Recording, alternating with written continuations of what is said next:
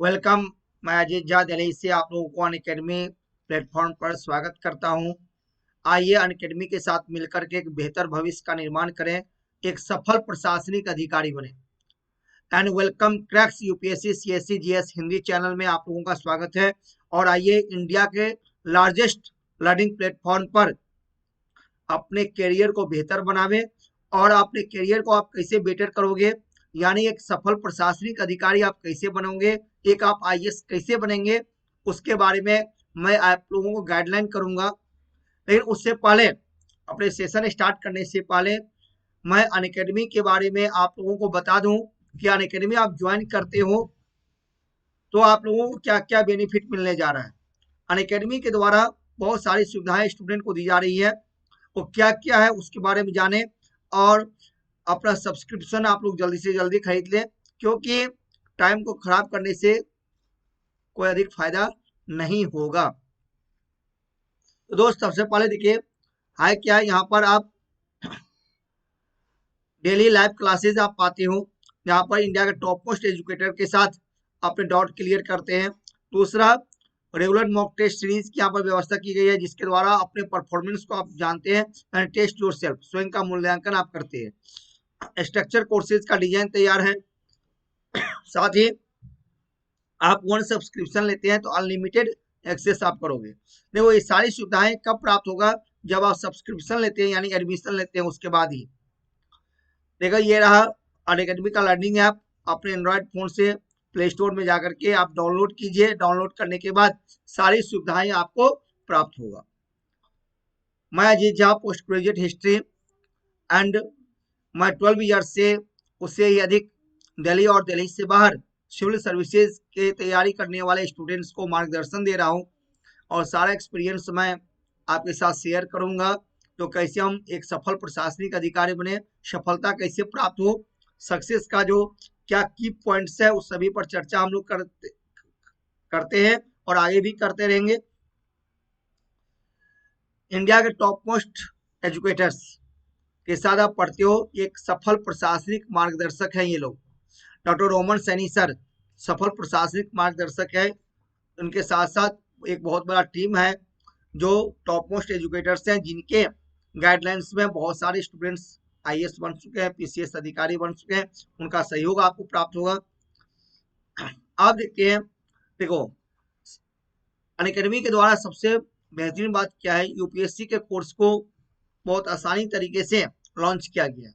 More than 15,000 से अधिक courses को लॉन्च किया गया है, जो आप चाहे वो प्रीलिम्स दें या मेन आप लिखो या आप इंटरव्यू दें, सारे एग्जाम के लिए आपके लिए बेनिफिट साबित होगा। सबसे बड़ी बात क्या है, यहाँ पर practice and strategy and answer writing courses भी लॉन्च है। सफलता के लिए, सक्सेस होने के लिए प्रैक्टिस एंड स्ट्रेटेजी होना काफी अनिवार्य होता है, और आंसर राइटिंग का होना काफी अनिवार्य है। क्योंकि आंसर राइटिंग बेटर होगा तो मेन में आप अच्छे नंबर प्राप्त करोगे, और अच्छे नंबर मिलेगा, फाइनली सिलेक्शन होगा। You must be joining Unacademy, ठीक है। अब देखो, अनअकैडमी के द्वारा दो टाइप की कोर्सेज हैं, प्लस एंड आइकॉनिक। मैं प्लस के बारे में पहले बता देता हूँ, जिसमें आपको मिलता है live class, test series, unlimited practice and structure schedules, okay. और इसके लिए फीस है 1 मंथ का 9,000, 3 मंथ्स के लिए 22,500, 6 मंथ्स के लिए 40,500, 12 मंथ्स के लिए 49,500, 24 मंथ्स के लिए 72,000 एंड 36 मंथ के लिए 90,000 रुपये। ये मेरा प्रोमो कोड है अजीत झा, इसका आप यूज कीजिए। आपको 10% का आपको डिस्काउंट इन सभी लेवल पर आपको प्राप्त होगा। जो स्टूडेंट वन टाइम पेमेंट नहीं कर सकते हैं, उनके लिए मंथली फीस की भी सुविधाएं हैं। तो मंथली फी पेमेंट करके आप अपने प्रिपरेशन को कंटिन्यू रख सकते हो। बहुत बड़ा अपॉर्चुनिटी आपको अनअकैडमी दे रहा है, इसका फायदा आप लोग निश्चित रूप से उठाइए। सेकेंड क्या, आइकॉनिक। बेटा आइकॉनिक में आपको मिलता है live class, test series, unlimited practice, structure schedules, personal coach, daily mains question answer practice and study planner and personal feedback. सबसे बड़ी बेनिफिट क्या है, यहाँ पर दो तीन बेनिफिट्स सबसे अधिक मैं अपने अनुभव के आधार पर आप लोगों को बता दूं। अनलिमिटेड प्रैक्टिस, तो प्रैक्टिस जब तक नहीं करोगे सफलता मिलना कठिन सा हो जाता है। पर्सनल कोच आपको हमेशा मिलेंगे गाइड करने के लिए, जो एक्सपर्ट होते हैं, जो आईएएस बन चुके हैं या एक्स आईएएस ऑफिसर है, वो हमेशा आपको साथ मिलेंगे। और daily mains question answer practice session भी होता है। एक्चुअल में सफलता प्राप्त करने के लिए मैं कहूँगा आइकॉनिक ही ज्वाइन करना चाहिए। तो आप लोग आइकॉनिक को सब्सक्रिप्शन ले लें, जिसके लिए फी है 1 वर्ष का फी है, 12 मंथ्स के फी है 69,500, 24 मंथ्स का फीस है 1,07,000 एंड 36 मंथ्स का फीस है 1,41,000। मेरा नाम अजीत झा, ये प्रोमो कोड है, इसका यूज करें आप, आपको 10% का डिस्काउंट प्राप्त होगा और तब जाके फीस हो जाती है, ये कम हो जाता है 62,550 रुपये, 96,300, 1,26,900 का फी होता है। इस यहाँ पर भी मंथली पेमेंट दे करके भी आप अपने प्रिपरेशन को कंटिन्यू रख सकते हैं, ये भी सुविधाएं हैं। कोई भी सुविधाएं आप लेना चाह रहे हो ले सकते हो, बल्कि आपको सफलता भी प्राप्त होगी। तो मैं कहूंगा देरी नहीं करें, टाइम खराब नहीं करें। जरूरी नहीं है जो फिजिकल जाके कहीं पढ़े ही हैं, जब घर बैठे एक साथ एक प्लेटफॉर्म पर इतनी सारे फैसिलिटीज हैं, ये ग्रेट अपॉर्चुनिटी है। मैं कहूंगा ये बहुत बड़ा ग्रेट अपॉर्चुनिटी आपको मिल रहा है अनअकैडमी के द्वारा, तो इसको ज्वाइन कीजिए। मैं कहूंगा आइकॉनिक ज्वाइन कीजिए। आपको मैंने कहा बहुत सारे स्टूडेंट्स को फाइनेंशियल प्रॉब्लम भी होता है, तो कोई बात नहीं, वन टाइम पेमेंट नहीं कर सकते आप, मंथली पेमेंट करके आप पढ़ाई कर सकते हो। प्रिपरेशन को तो कंटिन्यू रखें। आप 1 से 2 साल का 3 इयर्स का अधिक लग रहा है, तो 1 से 2 साल का 1 ईयर या 2 इयर्स का आप सब्सक्रिप्शन ले लें। मंथली पेमेंट करते हुए अपनी प्रिपरेशन को कंटिन्यू रखें। ऊपर से मंथली में भी 10% का डिस्काउंट है। मेरा प्रोमो कोड अजीत झा का यूज कीजिए, वहां भी आपको लाभ प्राप्त होगा। देन अब देखिए ऑप्शनल पेपर के लिए जो फीस रखा गया है, 1 मंथ का 5,000, 6 मंथ का 22,500, 1 वर्ष का 27,500, 24 मंथ्स का 40,000 एंड 36 मंथ का 50,000। मेरा प्रोमो कोड अजीत झा इनाम है, इसका यूज कीजिए रेफरल कोड, आपको 10% का डिस्काउंट प्राप्त होगा और ये फीस एक कम हो जाता है।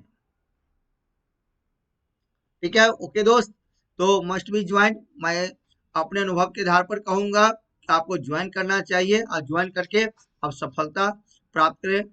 निश्चित रूप से आपको सफलता प्राप्त होगा, ये हमारी शुभकामनाएं भी है। तो ओके, तो मैं अब अपने टॉपिक के ऊपर जा रहा हूँ। आज का जो हमारा टॉपिक है, भारत से बाहर जो क्रांतिकारी आंदोलन हुआ उसके बारे में हम लोग पढ़ने जा रहे हैं। अब पिछले क्लास का मैं आपको दिखा दूं, हिंट कर दो, क्रांतिकारी आंदोलन चला था। ये क्रांतिकारी आंदोलन जो चला इंडिया में, आज जो हम लोग पढ़ने जा रहे हैं इंडिया से बाहर, abroad, outside of India, Bharat से बाहर क्रांतिकारी आंदोलन, जो क्रांतिकारी गतिविधि रहा, आंदोलन चला, उसके बारे में हम लोग आज पढ़ेंगे। देखो, केवल इंडिया में नहीं हुआ, ब्रिटिश गवर्नमेंट को चारों तरफ से क्रांतिकारियों ने घेरा था। इनका बहुत बड़ा योगदान है, एक बहुत बड़ा पृष्ठभूमि इन्होंने तैयार किया। इंडिया से बाहर भी, भारत से बाहर जहां भी भारतीय लोग थे वहां पहुंच करके इन्होंने ब्रिटिश सरकार पर दबाव बनाने का प्रयास किया और दबाव बनाया भी, इसमें कोई दो मत नहीं है। क्योंकि आपने पढ़ा उदारवादी को सफलता प्राप्त नहीं हुआ, ठीक है, उन्होंने राजनीतिक मंच तैयार किया, बहुत बड़ा प्लेटफॉर्म तैयार किया, पॉलिटिकल यूनिटी एस्टैब्लिशमेंट दिया, इसमें कोई दो मत नहीं है। सेकेंड फेज जो हम लोग पढ़े थे, आंदोलन का दूसरा फेज जो अभी चल रहा है, जिसमें हम लोग उग्रवादियों के बारे में पढ़े थे, बाल गंगाधर तिलक, लाला लाजपत राय, बिपिन चंद्रपाल, अरविंद घोष जैसे महान राष्ट्रीय क्रांतिकारी नेता थे। उन्होंने एक नया रूप दिया, आंदोलन का एक नया रूप दिया, भारतीय राष्ट्रीय आंदोलन को एक नई गतिविधि प्रदान किया था। तो नई गतिविधियां क्या थी? जब हड़ताल करना, धरना प्रदर्शन करना, बहिष्कार यानी बाइकॉट, ये सब उनको नीति अपनाया, लेकिन उन्हें भी पूर्ण रूप से सफलता प्राप्त नहीं हुआ, क्योंकि वह आम जनता को जोड़ नहीं पाए। तो वह भी एक तरह से असफल ही कहा गया था, लेकिन असफल नहीं कह सकते हैं, क्योंकि बहुत बड़ा पृष्ठभूमि उन्हें तैयार किया। भारतीय राष्ट्रीय आंदोलन को लोकप्रिय बनाने में उग्रवादी नेताओं का ही सबसे महत्वपूर्ण योगदान माना जाता है। लेकिन ब्रिटिश सरकार की ओर से उन्हें जो उनकी जो मांगे थी, वो जो अधिकार मिलना चाहिए था भारतीयों को, वो नहीं मिला। ठीक उसी के पैरेलल, उसी के समानांतर भारत में एक नए आंदोलन की शुरुआत होती है, जिसको बोलते हैं क्रांतिकारी आंदोलन। यानी वो क्रांतिकारी आंदोलन जो था, वह धरना प्रदर्शन में नहीं, बल्कि बम की राजनीति में, सशस्त्र विद्रोह में विश्वास करते थे। उनका मानना था कि शस्त्र के माध्यम से ही ब्रिटिश सरकार के अधिकारियों को डरा करके, धमका करके हमें इंडिया से बाहर करना है। ठीक है। तो वह क्रांतिकारी आंदोलन जो हुआ बेटा, वह जो क्रांतिकारी आंदोलन जो हुआ, वो इंडिया में भी हुआ और एब्रॉड इंडिया से बाहर भी हुआ। आज जो हम लोग पढ़ने जा रहे हैं कि भारत से बाहर क्रांतिकारी आंदोलन, भारत से बाहर जो क्रांतिकारी आंदोलन हुआ, उसके बारे में हम लोग आज पढ़ने जा रहे हैं। क्योंकि पिछले सेशन में मैंने बता दिया था इंडिया में क्या क्या हुआ था, तो ऐसा मैं आज उसको एक बार आप लोगों को वह स्लाइड दिखा देता हूं, क्या क्या पढ़े थे। भारत में पढ़े उदय के कारण को मैंने बताया था। ठीक है। उसके बाद मैंने बताया था रीजन, उदय के क्या कारण था। उसके बाद क्रांतिकारियों के विचारधाराओं को पढ़े थे, इनका आदर्श वाक्य क्या था, क्रांतिकारी नेताओं ने कहां से प्रेरणा प्राप्त किया, उसको मैंने देखा था। मेथड्स, काम करने के मेथड्स के बारे में पढ़ा था। और भारत में कहाँ कहाँ प्रसार हुआ, बंगाल, दिल्ली,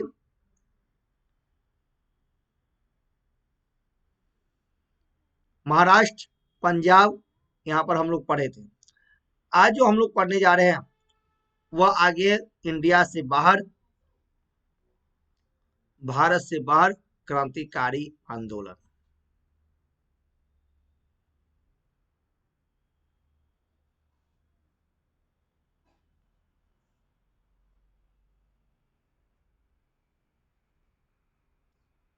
आज का जो हमारा टॉपिक है, भारत से बाहर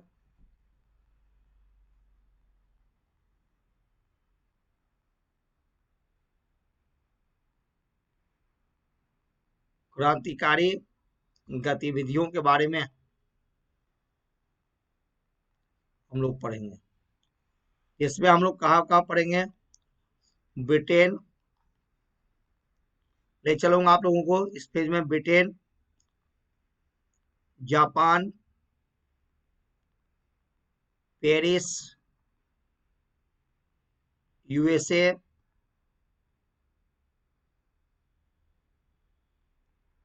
अफगानिस्तान, ये होते हुए फिर वापस हम लोग इंडिया आ जाएंगे। ठीक है। और जर्मनी भी चलेंगे दोस्त, जर्मनी भी चलेंगे। केवल मैंने कहा बहुत बड़ा योगदान है। और इंडिया से बाहर विदेशी धरती पर जो पहला क्रांतिकारी आंदोलन होता है वह ब्रिटेन में होता है। इसमें बहुत सारे फैक्ट्स आपको मिलेंगे जो प्रीलिम्स एग्जामिनेशन के लिए काफी इंपॉर्टेंट है, चाहे वो आईएएस आपका दे या पीसीएस का एग्जाम दे, उसके लिए काफी यूजफुल होगा।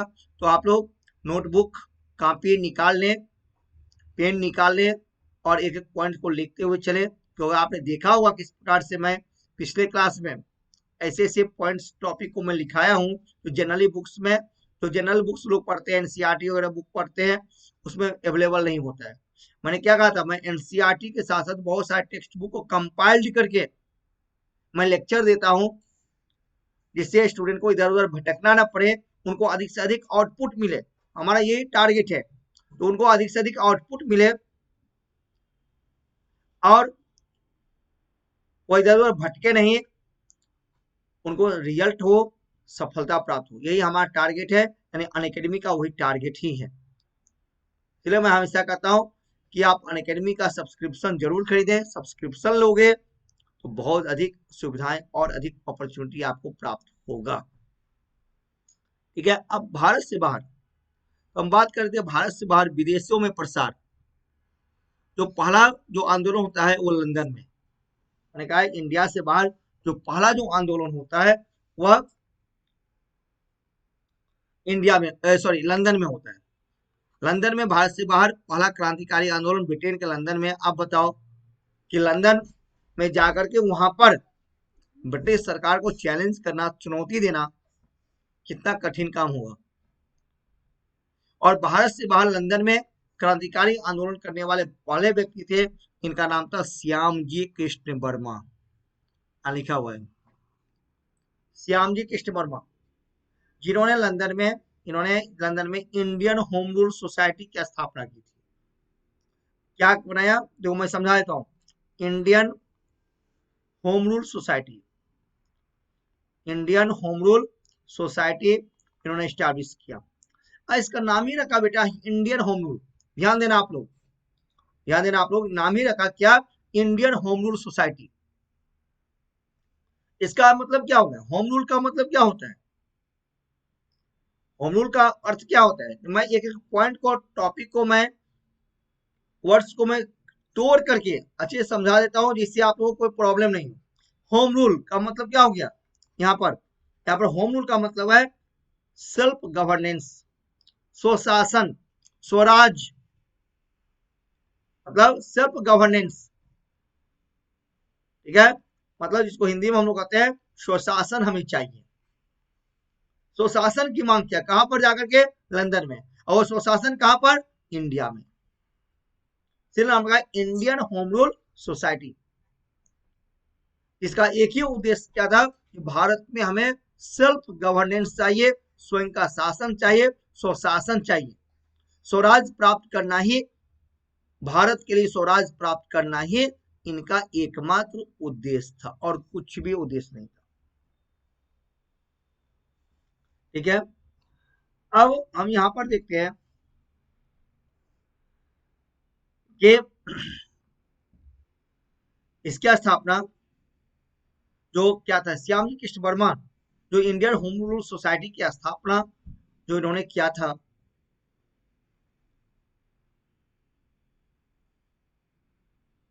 एक ब्रिटिश समाजवादी नेता थे, ब्रिटिश समाजवादी नेता जिसका नाम था हीडमैन। ये क्वेश्चन आता है जनरली, ये बुक्स में, जनरल बुक्स में लिखा हुआ नहीं है। बहुत सारे टेक्स्ट बुक आप अध्ययन करोगे तो आपको ये प्राप्त होगा। तो इसकी स्थापना ब्रिटिश समाजवादी नेता हीडमैन के सुझाव से की गई थी। और इसमें, इस एसोसिएशन में, इस सोसाइटी में स्पष्ट रूप से कहा गया था कि हमारा उद्देश्य ब्रिटेन में भारतीयों को एकजुट करना है, भारतीयों को एकजुट करना है, और भारतीय पक्ष का प्रचार प्रसार यहां पर करना है। क्योंकि इंडिया से बाहर वहां पर ब्रिटेन में जो भारतीय लोग रहते थे, उनका समर्थन प्राप्त करने का इसमें प्रयास किया गया। ठीक है, और श्यामजी कृष्ण वर्मा जो थे, इनके सहायता करने में थे सावरकर, लाला लाजपत राय, मदन लाल ढींगरा, इन सभी का नाम आता है। इनके सहायता में इनके थे बीडी सावरकर, विनायक दामोदर सावरकर, इनके साथ थे बीडी सावरकर, विनायक दामोदर सावरकर, वीर सावरकर के नाम से चर्चित व्यक्ति, लाला हरदयाल जो बाद में यूएस के, ठीक है, ढींगरा, मदन लाल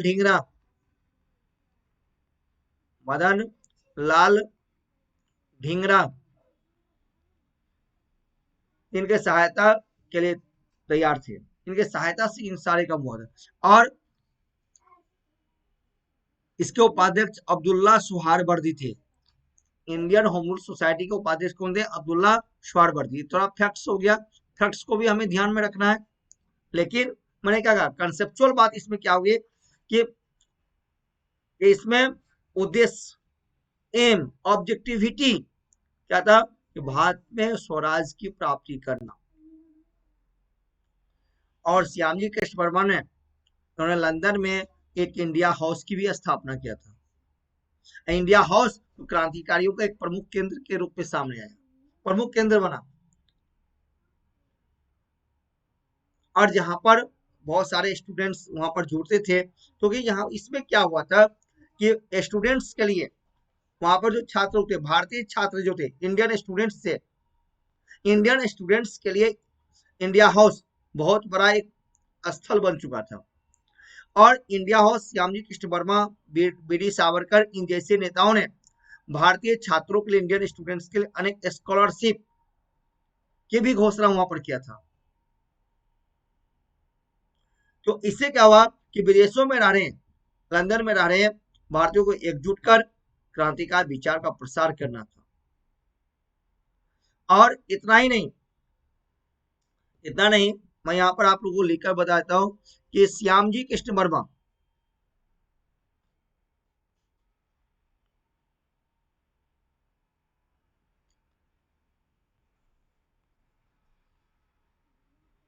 श्यामजी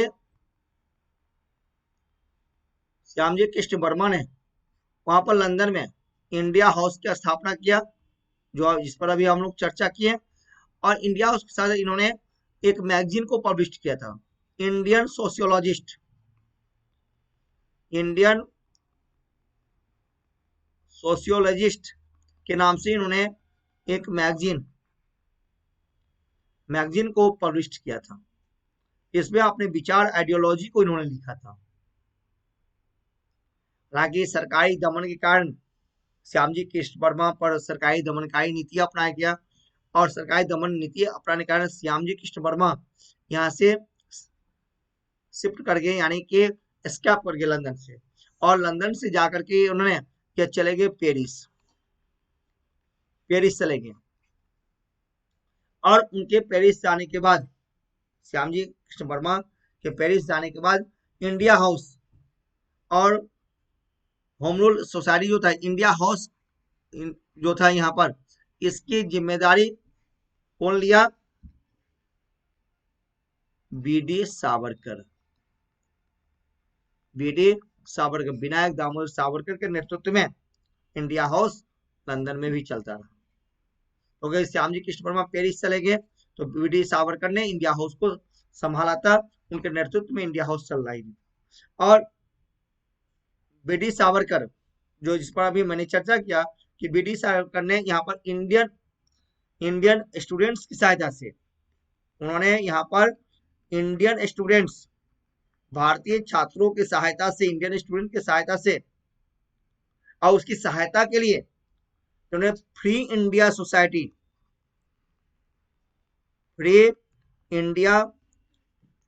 सोसाइटी का गठन किया था। इस प्रकार से भारत के बाहर पहला क्रांतिकारी आंदोलन का जो प्रारंभ हुआ वह कहां पर? लंदन में। तो ये आप बेटा कह सकते हो, ये ग्रेट एडवांटेज, बहुत बड़ा ये एडवांटेज था। ठीक है, एडवांटेज मिला किसको? भारतीयों को मिला।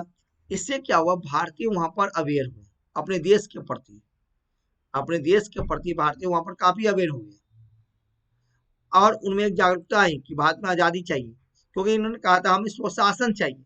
स्वशासन कहा जाए भारत में चाहिए। और उसी समय 1857 का स्वतंत्रता संग्राम नामक बुक की रचना क्या था? कौन? बी डी सावरकर की बुक है रिवोल्ट ऑफ 1857 पर उन्होंने लिखा था first war of Indian independence. तो first war of Indian independence जो था, उनको उन्होंने क्या किया? मराठी भाषा में भी ट्रांसलेशन हुआ, और मेजनी की आत्मकथा का मराठी में भी अनुवाद किया था। तो मैंने बताया था मेजनी चरित्र के नाम से उन्हें मराठी भाषा में बी डी सावरकर ने इसको अनुवाद किया था। अब एक इंपॉर्टेंट बात यहां पर है, ठीक है, इसी इंडिया हाउस के एक मेंबर थे,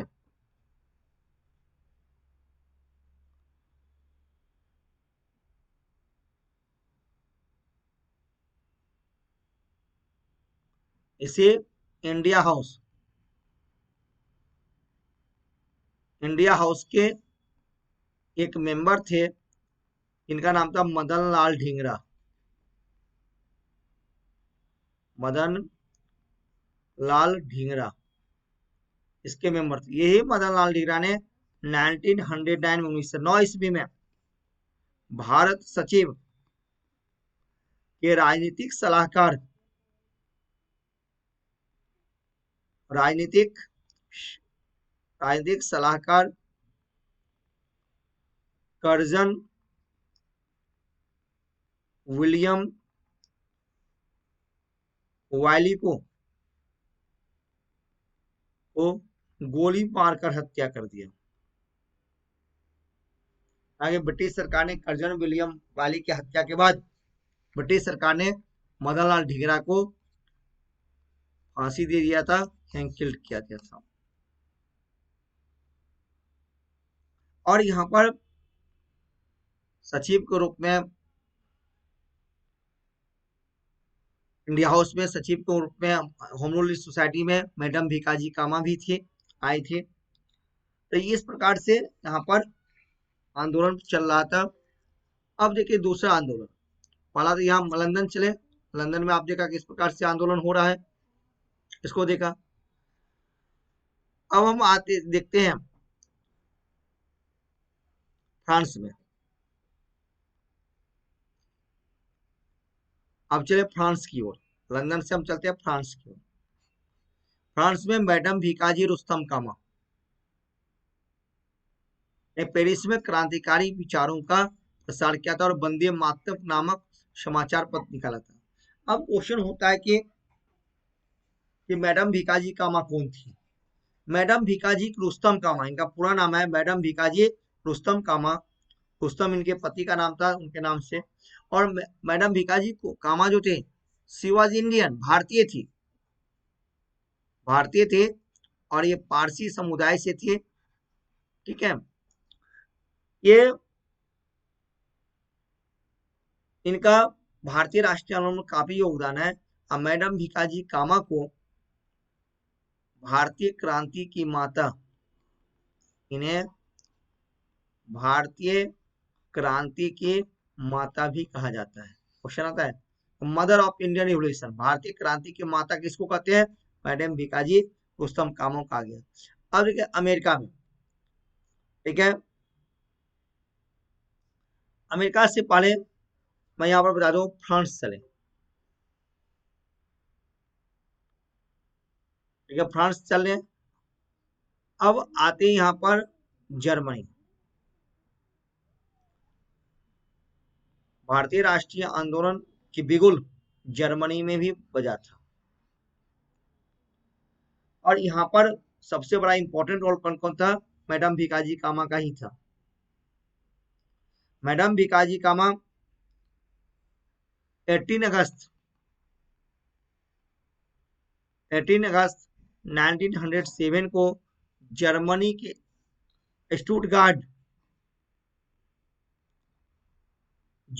स्टुटगार्ट गई थी और वहां पर अंतर्राष्ट्रीय समाजवादी कांग्रेस में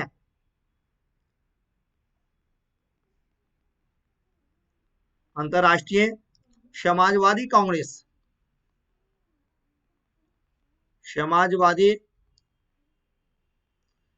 में और भारत की ओर से पार्टिसिपेट भी की थी, भारत के प्रतिनिधि के रूप में गई थी। और यहीं पर इसी सम्मेलन में यहीं पर भारत की आजादी का संकल्प लिया, भारत के आजादी का संकल्प भी लिया गया। देखो इंडिया से बाहर, मैंने क्या कहा था, इंडिया से बाहर चारों तरफ से ब्रिटिशर्स को घेरने का प्रयास किया क्रांतिकारियों ने।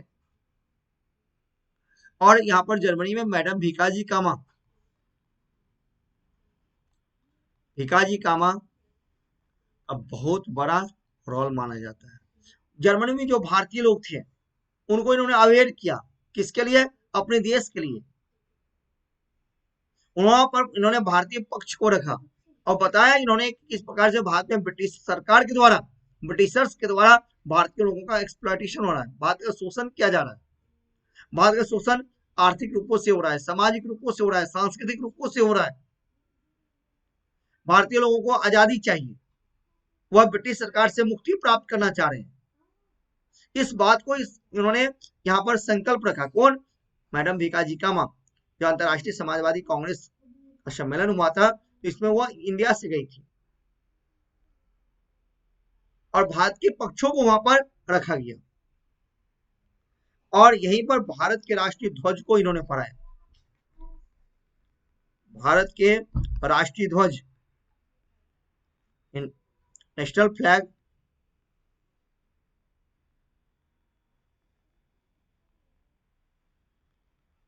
राष्ट्रीय ध्वज, नेशनल फ्लैग को इन्होंने फहराया था, जिसके डिजाइन, इस नेशनल फ्लैग जो था, इसके डिजाइन, इसकी डिजाइन खुद मैडम भीकाजी कामा ने तैयार की थी। डिजाइन खुद भीकाजी कामा ने इसके डिजाइन खुद तैयार की थी। एक्चुअली जो हमारे तिरंगा का जो डिजाइन जो है, जो उस समय स्टार्ट में आया था, कंसेप्ट जो व्यूज जो है, वो मैडम भीकाजी कामा का दिया हुआ है। मैडम भीकाजी कामा के का ब्रेन चाइल्ड दिमाग की उपज थी। तो देखो, जर्मनी में तो यहाँ थी, मैं पेरिस में भी भीकाजी कामा केवल जर्मनी में नहीं बल्कि पेरिस फ्रांस में ही थे। और फ्रांस में जो यहाँ पर पेरिस जो भीकाजी कामा गई थी, तो अकेले नहीं थी। भीकाजी कामा के साथ साथ सरदार सिंह उनके सहायता में थे यहाँ पर पेरिस में, सरदार सिंह। उसके बाद सरदार जी रेवा भाई, सरदार जी रेवा भाई, इनका भी योगदान था। कहां पर? फ्रांस के पेरिस में। और सरदार जी रेवा भाई, सरदार जी रेवा भाई जो थे, इन्होंने 1905 में 1905 ईस्वी में 1905 ईस्वी में पेरिस में, कहां पर? पेरिस में, ठीक है, पेरिस में भारतीय सभा की थी। भारतीय सभा का आयोजन इन्होंने किया था। कौन? सरदार रेवा भाई। देखो, ये सब आप लोगों को पढ़ने को नहीं मिला होगा, डेफिनेटली नहीं मिलेगा। जनरली बुक्स में ये सब नाम कहीं आता ही नहीं है। इन सब बारों के बारे में जनरली बुक्स में चर्चा बहुत कम किया गया है, ठीक है। तो ये यहाँ पर किस प्रकार से यहाँ पर, यानी कि भारत से बाहर, फ्रांस के पेरिस में, जर्मनी में मैडम भीकाजी रुस्तम कामा ने बहुत बड़ा क्रांतिकारी आंदोलन खड़ा दिया, यानी भारतीयों को अवेयर कर दिया कि भारत के लिए जगो। आप अपने रूट से जुड़े। रूट कहाँ है आपका? भारत में है, उससे आप जुड़े। इसलिए वहां पर जर्मनी में इन्होंने क्या किया? भारत की आजादी का संकल्प लिया, भारत के पक्षों को रखा गया, ठीक है। तो इस प्रकार से भारत से बाहर ब्रिटेन में आंदोलन हुआ, भारत से बाहर जर्मनी में हुआ, फ्रांस में हुआ। अब हम आगे चलते हैं अमेरिका।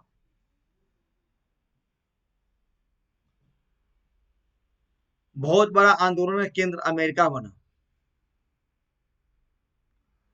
और यहीं पर गदर पार्टी की स्थापना होती है। यूएसए के सैन फ्रांसिस्को में गदर पार्टी की स्थापना होती है और आंदोलनकारियों का बहुत बड़ा ये गढ़ था, जहां से भारत की आजादी के लिए बहुत बड़ा संघर्ष हुआ। नाम ही था अमेरिका में गदर पार्टी। गदर मतलब क्या? क्रांति। क्रांति कहाँ के लिए? भारत के लिए। हमें चाहिए स्वशासन, कहाँ के लिए? भारत के लिए। जी हाँ, समझ रहे हो ना। तो भारत को आजादी वैसे बेटा नहीं मिला, भारत की आजादी वैसे नहीं मिला है।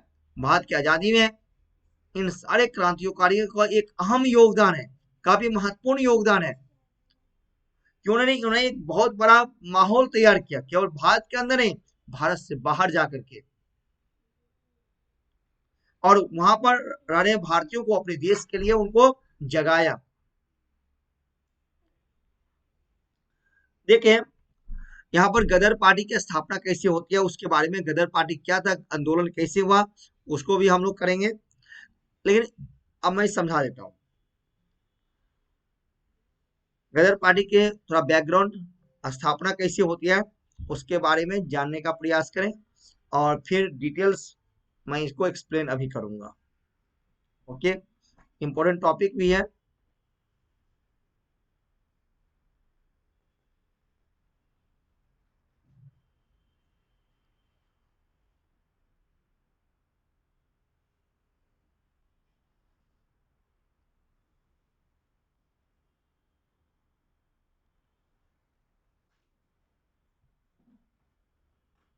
देखिए, गदर पार्टी तो 1913 में बना, लेकिन उससे पहले, बिफोर गदर पार्टी से पहले, ठीक है, हम देखते हैं कि 1907 में 1907 में ही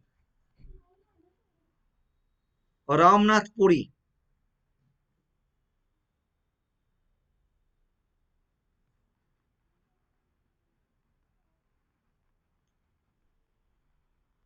रामनाथपुरी इन्होंने सैन फ्रांसिस्को में, इन्होंने यूएसए के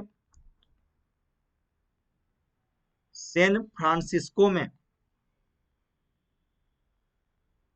यूएस के सैन फ्रांसिस्को में हिंदुस्तान एसोसिएशन की स्थापना किया। सैन फ्रांसिस्को में इन्होंने किसका, हिंदुस्तान एसोसिएशन,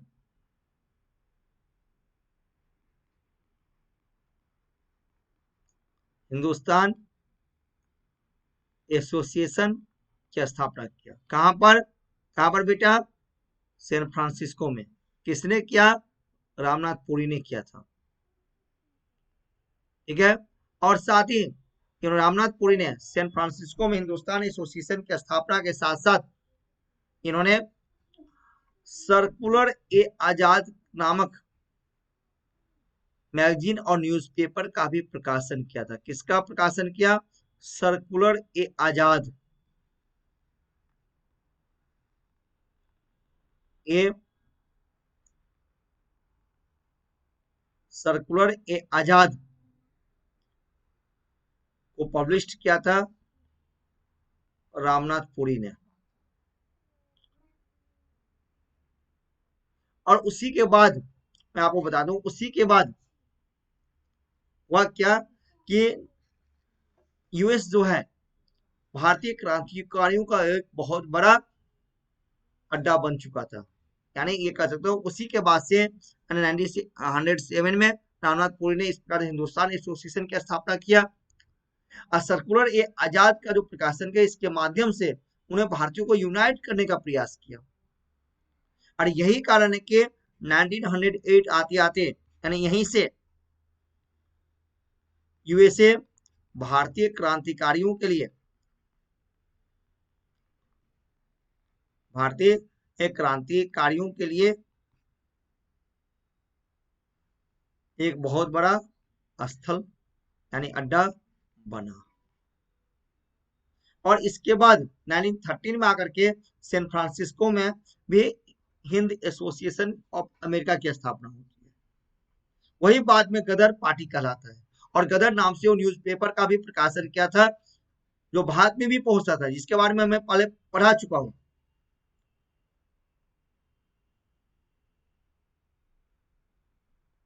अब देखिए कि मैं यहां लिख देता हूं कि नवंबर 1913 में सोहन सिंह भकाना, लाला हरदयाल, सोहन सिंह भकाना तो अध्यक्ष थे, लाला हरदयाल, भाई परमानंद, करतार सिंह सराना, इन सबका योगदान है। यानी मुख्य भूमिका में लाला हरदयाल, भाई परमानंद एंड सोहन सिंह भकाना, इन लोगों ने सैन फ्रांसिस्को में Hind association of America, Hind association of America का गठन किया। हिंदी नहीं, यहाँ पर टाइपिंग में हिंदी नहीं, हिंद एसोसिएशन क्या पोर्टलैंड में हुई, और बाद में सैन फ्रांसिस्को में हुआ था। और इन्होंने इसी नाम से गदर पत्रिका का भी प्रकाशन हुआ था। और इसके स्थापना में मैंने कहा लाला हरदयाल, स्वर्ण सिंह बकाना, भाई परमानंद की सबसे महत्वपूर्ण भूमिका थी।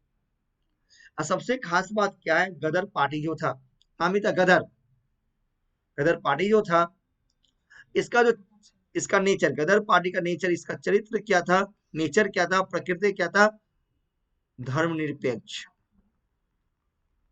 इसका चरित्र धर्मनिरपेक्ष था, क्योंकि इसमें किसी जाति संप्रदाय धर्म की बात नहीं थी। किसके लिए बात हो रही थी? भारत के लिए, भारत के स्वशासन की बात हो रही थी, बाद में क्रांतिकारियों को सहयोग देने की बात हो रही थी। इसलिए कहा गया इस गदर पार्टी का सबसे खास बातें क्या थे, इसका चरित्र धर्मनिरपेक्ष होना, क्योंकि उन्होंने विदेशों में रह रहे भारतीयों की समस्या को भी उठाया। चाहे कोई भी भारतीय हो, विदेशों में रह रहे भारतीयों की समस्या को उठाया और उन्हें एकजुट होकर कार्य करने को प्रेरित किया। ये इस गदर पार्टी का सबसे खास बात थी। नाम ही है गदर, डेफिनेटली नाम ही है गदर, इसका मतलब क्या हुआ? क्रांतिकारी पार्टी, क्या था? क्रांतिकारी आंदोलन था।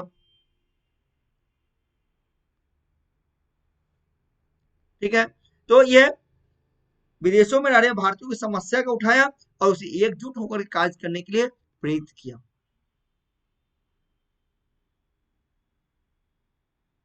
अब क्वेश्चंस अब ये आता है, आपके मन में भी क्वेश्चन आता है, ये गदर क्रांतिकारी कौन थे? नाम नहीं पूछ रहा हूं मैं, वो तो मैं बता दिया हूं। स्वर्ण सिंह भकाना, लाला हरदयाल, भाई परमानंद, करतार सिंह सराना, एक्सेट्रा।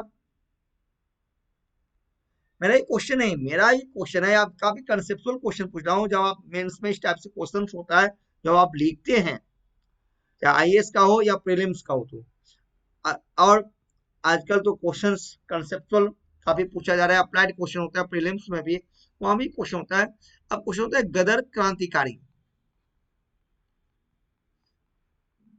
गदर क्रांतिकारी कौन थे?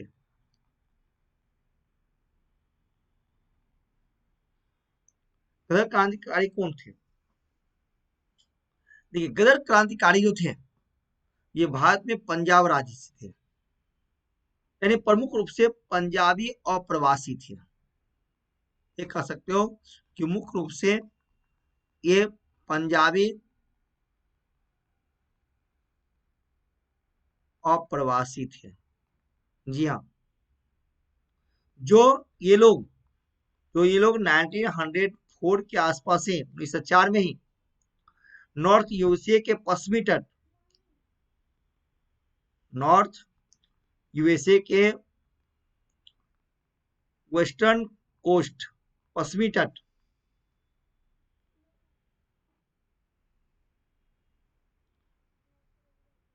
पर जाकर के रहते थे। पोर्टलैंड वगैरह का क्षेत्र था, वहां पर जाकर के रहते थे। और वहां के साथ साथ वेस्टर्न कोस्ट में रहते थे, यूएस में जाके बस गए, यहाँ पर बस गए। और फिर कुछ लोग कनाडा में जाकर के बस गए। अरे भैया, आप लोग सुनते होंगे कि पंजाब के प्रत्येक घर के 1 2 4 मेंबर कनाडा में जाके निवास करते हैं। कनाडा जो है, बिल्कुल लगता है कि वह 100% पंजाब ही है। पंजाब का दूसरा रूप कनाडा लगता है। कनाडा में मोस्टली पंजाब के लोग वहां पर जाके निवास किए थे और रहते हुए हैं।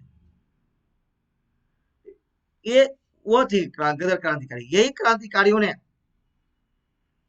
क्रांतिकारियों ने भारतीयों के अधिकारों के आवाज को उठाया, भारतीय की समस्याओं को उठाया और उन्हें एकजुट होकर कार्य करने के लिए प्रेरित किया। तो ये तो थे। अब क्वेश्चन ये होता है कि ये जो गदर क्रांतिकारी थे, इनका इनकी विचारधाराएं, उस पर भी चर्चा करेंगे। आइडियोलॉजी क्या था गदर क्रांतिकारियों का? आइडियोलॉजी, उस पर मैं बता देता हूँ।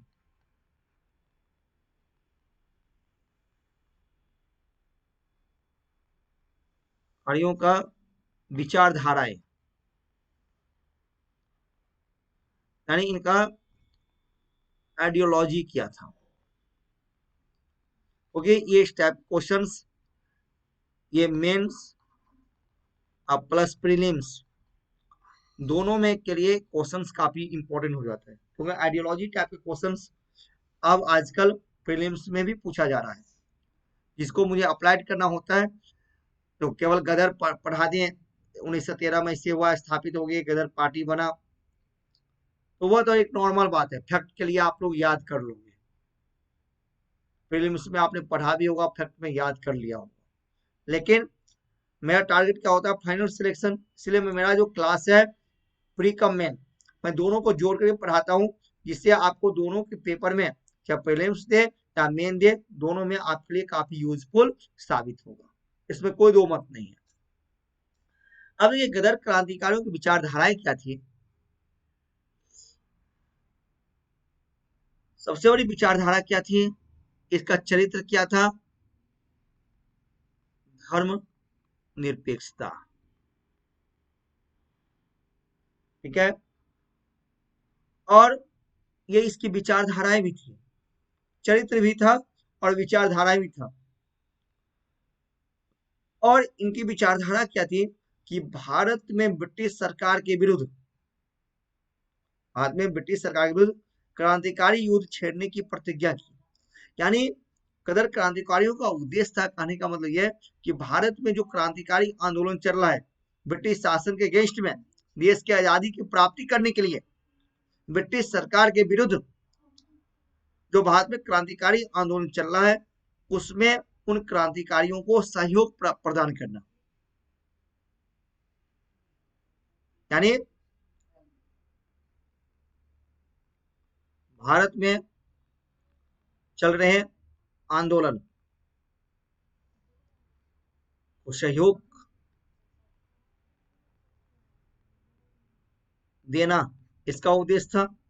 और साथ साथ भारत में भी क्रांतिकारी गतिविधियों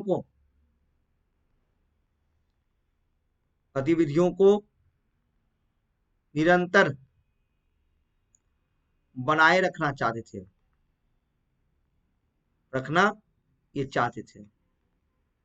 इनकी विचारधारा थी। और इनके नेक्स्ट विचारधारा थी, इनका मानना था, इन क्रांतिकारी यानी गदर क्रांतिकारियों का मानना था, इनकी विचारधाराएं थी कि भारत में ब्रिटिश शासन को सशस्त्र विद्रोह के माध्यम से ही समाप्त किया जा सकता है। यानी मेथड क्या हो गया, सशस्त्र विद्रोह के माध्यम से ही, बाय आर्म्ड रिबेलियन, सशस्त्र माध्यम से ही ब्रिटिश सरकार को भारत से भगा सकते हैं और भारत को आजादी प्राप्त हो सकती है। और एक और बात थी, इनका ये मानना था, गदर विचार आंदोलनकारियों का ये भी मानना था कि विदेशों में भारतीयों को तब तक सम्मान प्राप्त नहीं होगा जब तक भारत को आजादी प्राप्त न हो। गदर क्रांतिकारियों का विचार यह था कि विदेशों में भारतीयों को तब तक सम्मान नहीं मिलेगा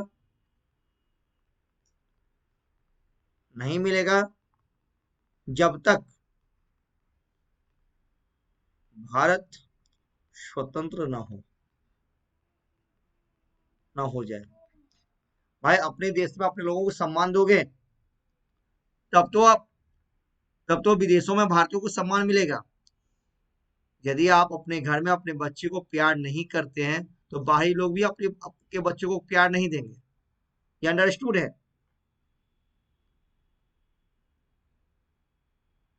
सच्चाई है, इसमें कोई दो मत नहीं।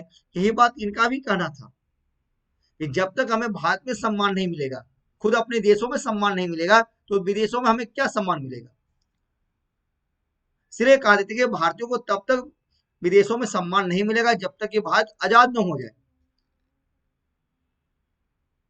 तो ब्रिटिश सरकार के द्वारा भारतीयों को सम्मान नहीं मिलता था, जब भारत में भारतीयों को सम्मान नहीं मिलता था तो विदेशों में सम्मान क्या प्राप्त होगा। मैंने पहले ही कहा जब अपने घरों में हम अपने बच्चों को सम्मान नहीं देंगे, प्यार नहीं करेंगे, तो पड़ोसी भी, दूसरा भी उसको प्यार नहीं देगा, प्यार नहीं करेगा।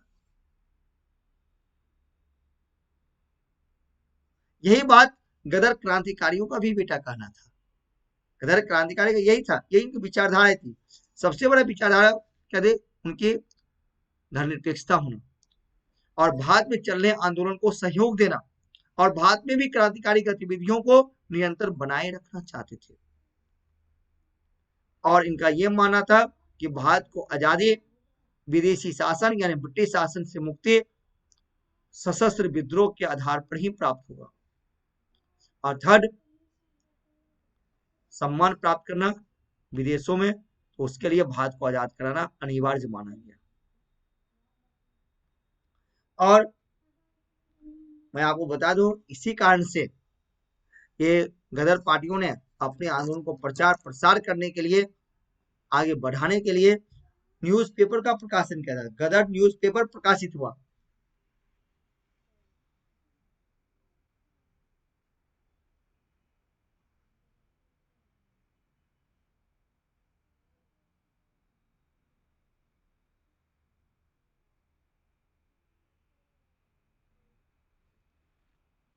इन क्रांतिकारियों ने गदर के नाम से न्यूज़पेपर को पब्लिश किया था।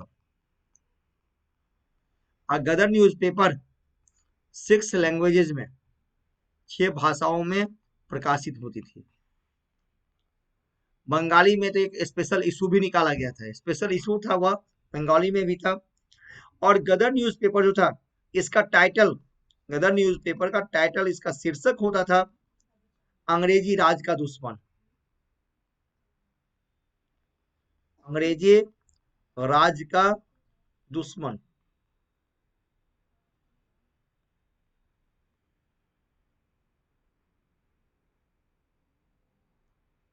और गदर न्यूज़पेपर में, गदर न्यूज़पेपर में लिखा गया, इसमें एक विज्ञापन के तौर पर दी जाती थी, तो भारत में विद्रोह के लिए हमें साहसी सैनिक चाहिए। इसमें लिखा होता कि भारत में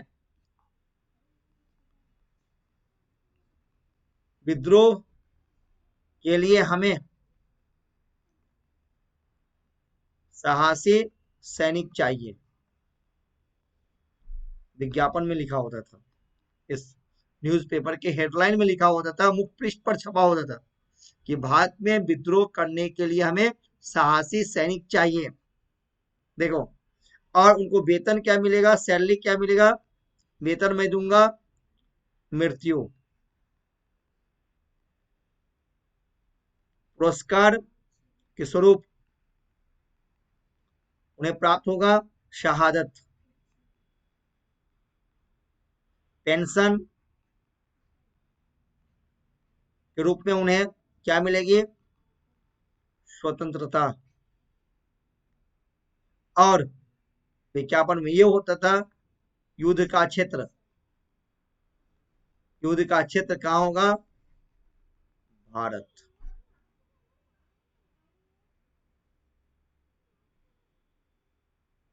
इसमें कोई दो मत नहीं है कि गदर एक धर्मनिरपेक्ष लोकतांत्रिक के साथ साथ राष्ट्रवादी भावना को लोकप्रिय बना दिया। भारत से बाहर, भारत से बाहर इन्होंने, मैंने क्या कहा कि भारत से बाहर इन्होंने राष्ट्रवादी भावना को, अमेरिका में राष्ट्रवादी भावना को लोकप्रिय बना दिया। इसमें कोई दो मत नहीं है। इसलिए मैं यहां लिख दिया हूं कि गदर आंदोलन की भूमिका इस रूप में उल्लेखनीय है कि इन्होंने भारत की आजादी की मांग की, भारत की आजादी की मांग की, भारतीय समस्याओं के समाधान के लिए ब्रिटिश सरकार विरोधी भावना को जगाने में महत्वपूर्ण भूमिका रहा। गदर पार्टी के एक सदस्य करतार सिंह सरावा, जो कि भगत सिंह के बलिदान से काफी अधिक प्रभावित भी हुए थे बाद में। गदर नेताओं ने कामाटागारू नामक जहाज विवाद में भारतीयों का समर्थन भी किया था, उस पर भी हम लोग अभी चर्चा करेंगे। अब वह क्या था वो देखिए। अब देखिए, एक और क्रांतिकारी कामागाटा मारू प्रकरण,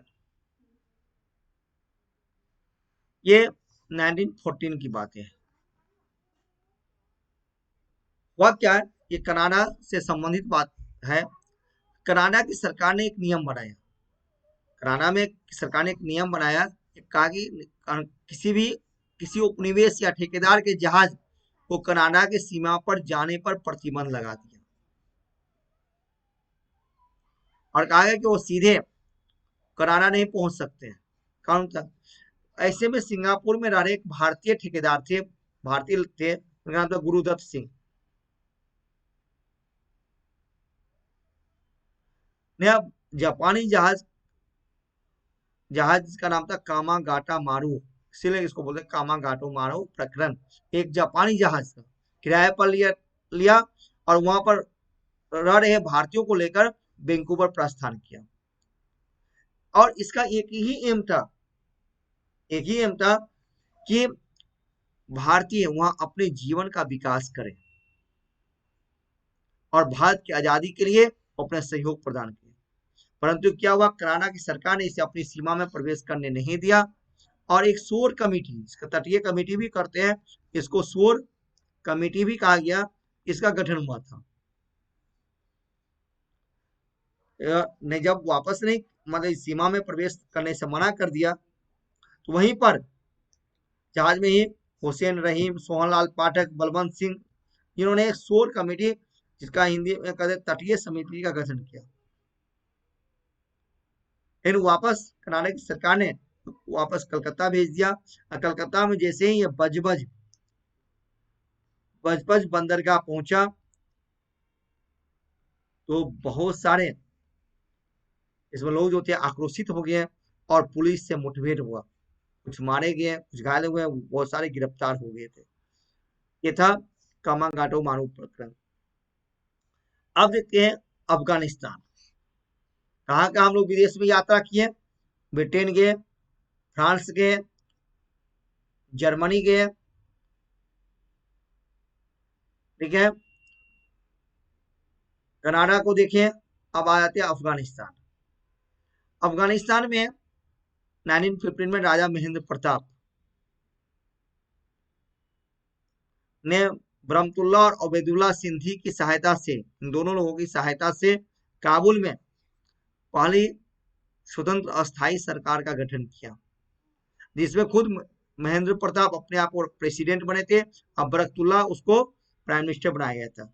यह सरकार बनाने में यह ब्रिटिश सरकार के पैरेलल गवर्नमेंट, यहाँ पर अफगानिस्तान में राजा महेंद्र प्रताप ने काबुल में इसका गठन किया था, यानी ब्रिटिश रूल को उखाड़ के फेंक दिया। अगर ब्रिटिश शासन को हम नहीं मानते हैं, राजा महेंद्र प्रताप एक क्रांतिकारी व्यक्ति थे और इस सरकार को सहयोग किसने किया था, जर्मनी। यानी ये कह सकते हो जर्मनी के सहयोग से राजा महेंद्र प्रताप ने काबुल में एक इंटरिम गवर्नमेंट, एक अंतरिम सरकार का गठन किया और स्वयं खुद प्रेसिडेंट बने और बरकतुल्ला को प्रधानमंत्री बनाए थे। इस प्रकार से इंडिया और इंडिया के बाहर एक क्रांतिकारी आंदोलन चल रहा था। लेकिन हम लोग पढ़ेंगे इसका पतन क्यों हुआ, पतन के कारण क्या था, उस पर भी चर्चा करेंगे।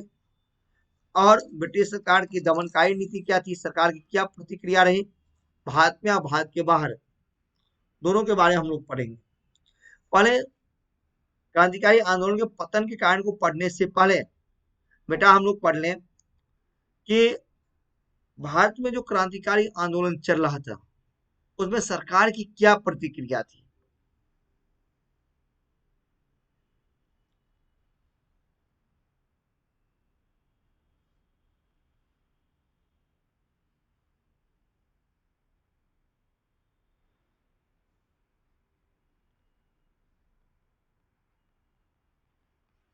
इंडिया में भारत में क्रांतिकारियों से निपटने के लिए सरकार ने अनेक कठोर कानून बनाए, दमनकारी कानून बनाए। इसलिए मतलब भारत में सरकार की प्रतिक्रिया, और सरकार की प्रतिक्रिया क्या थी, क्रांतिकारियों से निपटने के लिए कार्यों से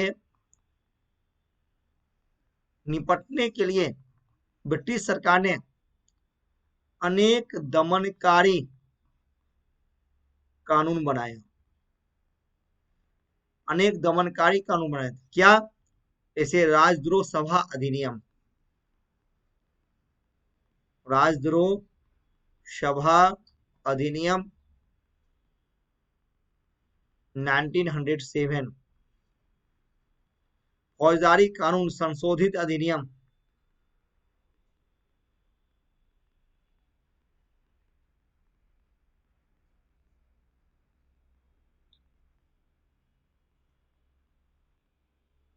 1908, समाचार पत्र अधिनियम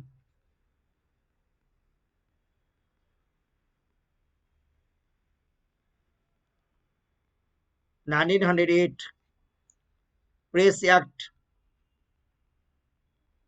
प्रेस अधिनियम 1910, भारत रक्षा अधिनियम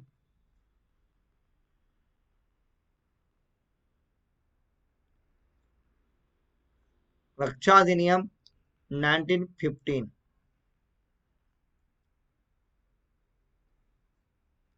यह भारत के अंदर जो क्रांतिकारी आंदोलन चल रहा था, उस क्रांतिकारियों से निपटने के लिए ब्रिटिश सरकार ने अनेक दमनकारी कानून को बनाया था। जो ये है, ये फैक्ट्स भी है जो आपके प्रीलिम्स एग्जाम के लिए काफी यूजफुल साबित होगा। अब उस पर भी हम लोग चर्चा कर लें कि इसका पतन कैसे हो, क्रांतिकारी आंदोलन का डिक्लाइन कैसे हुआ, इसके पीछे कारण क्या थे, क्रांतिकारी आंदोलन, क्रांतिकारी प्रवृत्तियों का पतन कैसे हुआ। सबसे बड़ी बात क्या थी कि क्रांतिकारी आंदोलन जो था आम जनता का समर्थन प्राप्त नहीं कर पाया, इसकी पहुंच आम जनता तक नहीं था, यानी यह जन आंदोलन, ये कह सकते हो जन आंदोलन का रूप नहीं ले पाया। अब कोई भी आंदोलन तब सफल होगा जब रूट लेवल पर उसकी शुरुआत की जाएगी, जब उसमें सामान्य जनता का सहयोग प्राप्त होगा, उसके बाद ही वो जन आंदोलन के रूप में होगा और उसकी नींव मजबूत होगी, जिसका अभाव क्रांतिकारी आंदोलन में हमें देखने को मिलता है। क्योंकि अनेक गुप्त संगठन तैयार किया, तो गुप्त संगठन होने के कारण क्या होता है, इसके पहुंच आम जनता तक नहीं हो पाई। इसके कारण क्या, इसका आंदोलन का सामाजिक आधार भी एक दायरे में सीमित होकर के रह गया। इस तरह जन आधार के बिना जब तक आपको आम जनताओं को समर्थन प्राप्त नहीं होगा, तब तक आप बहुत बड़े आंदोलन नहीं खड़ा कर सकते, किसी के ऊपर आप अधिक दबाव नहीं डाल सकते हैं, उसका आपको अधिक लाभ प्राप्त नहीं होगा। हाँ, लेकिन इसकी उपलब्धियों को भी इनकार नहीं कर सकते हम। उन्होंने आंदोलन को लोकप्रिय बनाया, भारत और भारत से बाहर ब्रिटिश सरकार को समाप्त करने के लिए बहुत बड़ा मूवमेंट चलाए थे, इसमें कोई दो मत नहीं है, बहुत दबाव भी दिया। भारत से बाहर रहने भारतीयों को अपने देश के प्रति जागृत भी किया, लेकिन बिना जन आधार के आप इतने बड़े मजबूत साम्राज्यवादी शक्ति का मुकाबला आप कितने देर तक करोगे। दूसरी बात, पतन का दूसरा कारण ये बना कि बम और पिस्तौल की राजनीति में विश्वास कर रहे थे, आर्म रिबेलियन, सशस्त्र विद्रोह, सशस्त्र विद्रोह जो था, बम और पिस्तौल की राजनीति जो थे, वह आम जनता को आकृष्ट नहीं कर पाया।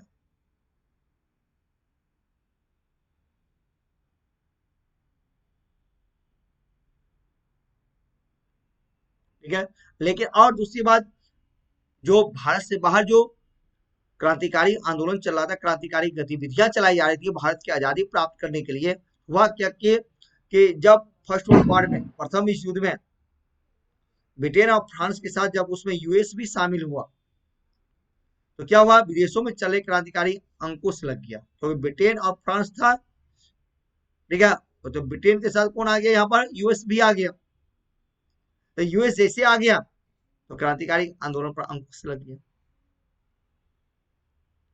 दूसरी बात, सबसे बड़ी बात क्या थी कि भारतीय राष्ट्रीय आंदोलन में जैसे गांधी जी का पदार्पण होता है और गांधी जी की अहिंसात्मक नीति गांधी जी के जो अहिंसात्मक नीति, नॉन वायलेंस जो नीतियां थी, इन्होंने क्रांतिकारियों के नींवें हिला करके रख दिया, क्योंकि एक नए विचारधाराओं को जन्म दिया। गांधी जी का आगमन ही, भारतीय राष्ट्रीय आंदोलन में गांधी जी का आगमन ने भारतीय राष्ट्रीय आंदोलन को दशा और दिशा दोनों को बदल दिया। दशा और दिशा, मैं क्या कर रहा हूं उस पर ध्यान देना। भारतीय राष्ट्रीय आंदोलन के दशा और दिशा दोनों को बदल करके रख दिया।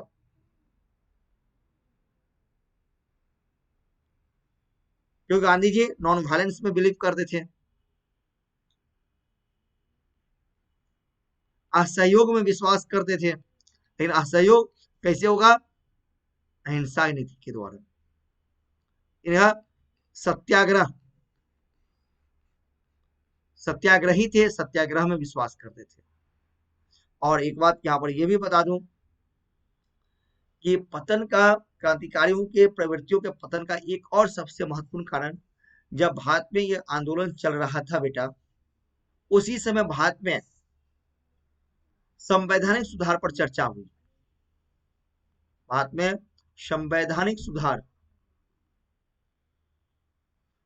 पर चर्चा की गई, इस पर विचार होने लगा, जिससे क्या हुआ, एक भारत में समझौतावादी वातावरण तैयार हुआ। इससे क्या हुआ? भारत में समझौतावादी वातावरण तैयार किया और क्रांतिकारी आंदोलन कमजोर पड़ते हुए चला गया और इसकी समाप्ति हो गई। फिर अगले फेज भी स्टार्ट होता है। ये भारतीय क्रांतिकारी आंदोलन का पहला फेज था, इंडिया और इंडिया से बाहर। सेकेंड फेज भी हम लोग पढ़ेंगे, जिसमें भगत सिंह, राजगुरु, सुखदेव, भगवती चरण बोहरा जैसे बड़े बड़े क्रांतिकारी आते हैं। तो पहला फेज समाप्त होता है हमारा। आज इतना ही। आज जो हम लोग पढ़े, क्रांतिकारी आंदोलन का प्रथम चरण, कहां पर? भारत से बाहर।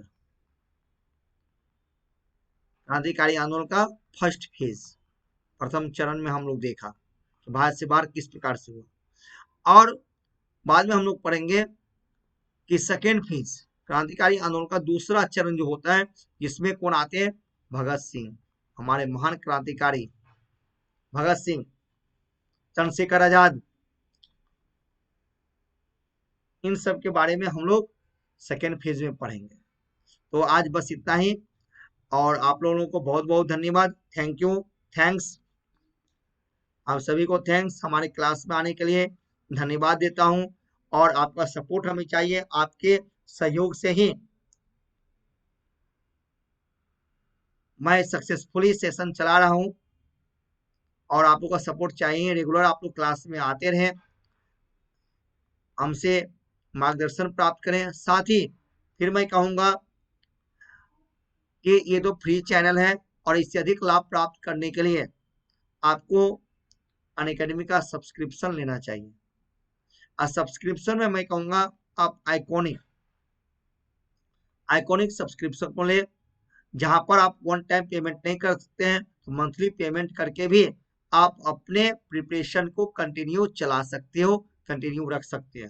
देखो, अनअकैडमी ने आप लोगों के लिए बहुत बड़ा अपॉर्चुनिटी दिया है, इस अपॉर्चुनिटी का आप लोग लाभ उठाएं। वह ट्रेडिशनल टाइम के बारे में मत सोचे, जब जाना होता था वहां पढ़ते थे हम लोग। अब समय बदल चुका है, पर डिजिटल हो चुका है सब कुछ, तो उसी अनुसार हमें मेंटेलिटी को चेंज करने की आवश्यकता है। जब एक प्लेटफॉर्म पर सारा कुछ अवेलेबल है, टॉप मोस्ट एजुकेटर्स हैं, सारा स्टडी मटेरियल्स है, टेस्ट सीरीज है, क्वेश्चन आंसर प्रैक्टिस सेशन है, एक्सपर्ट है, इसके लिए हम ऑफलाइन जाकर के दौड़ते थे। इस समस्या का समाधान अनअकैडमी ने कर दिया है। तो मैं कहूंगा कि must be join in Unacademy. और सब्सक्रिप्शन किसका लें? तो आइकॉनिक का ही सब्सक्रिप्शन लें, ये आपके लिए काफी अधिक यूजफुल होगा। आप प्लस का भी ले सकते हैं, लेकिन आइकॉनिक में और बेटर होगा। नहीं अधिक दिनों के लिए 1 ईयर का ले, 2 ईयर का ले, 3 ईयर्स का भी है। चलो 3 ईयर्स में लगता है कि बहुत दिन हो गया, इसका नहीं लेंगे, तो 1 और 2 ईयर्स का डेफिनेटली ले लें, आपके लिए काफी फायदेमंद साबित होगा। मैं पढ़ाऊंगा, मैं रहूंगा आपके साथ, कोई समस्याएं नहीं होंगी। Okay, thanks.